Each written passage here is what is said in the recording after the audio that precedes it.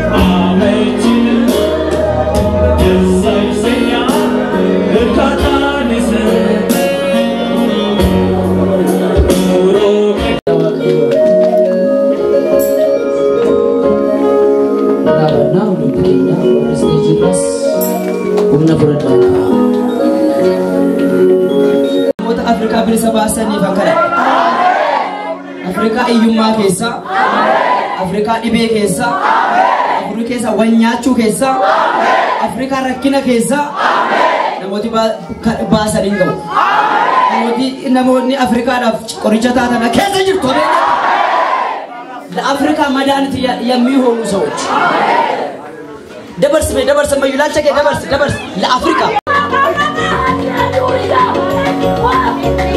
አባቡሳ ለማካይ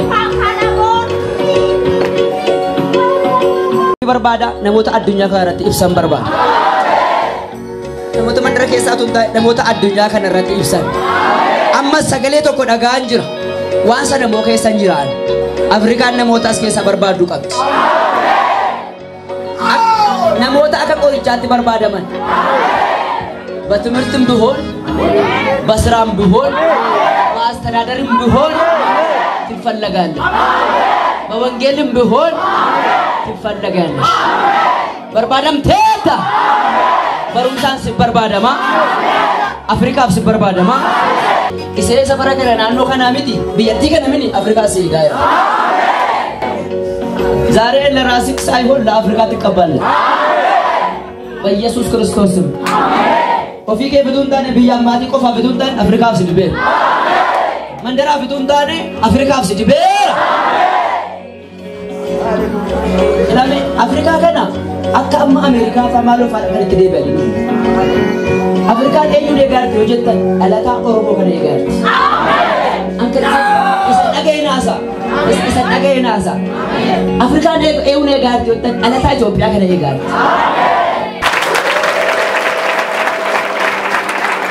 Namoota dhokatan bakkee ba'a. Namoota mul'ata isaanii du'eetu bakkee ba'a. Lafuma dhawu akka nama du'ee ta'u. Ajajeera. Dhalootaan barbaadamantu dibamaadha. Guyyaa irraa guyyaa dibamuuti. Guyyaa ba'uuti. Guyyaa ifatti mul'achuuti. Nama jalaa kan dhokatte har'a mul'atteetta. Namoota baay'ee dibamanaan jedhe Waaqayyo. Barnootaan ituu taa'e wanti waamichaanis sirra qaara. Dibata sirra qaara.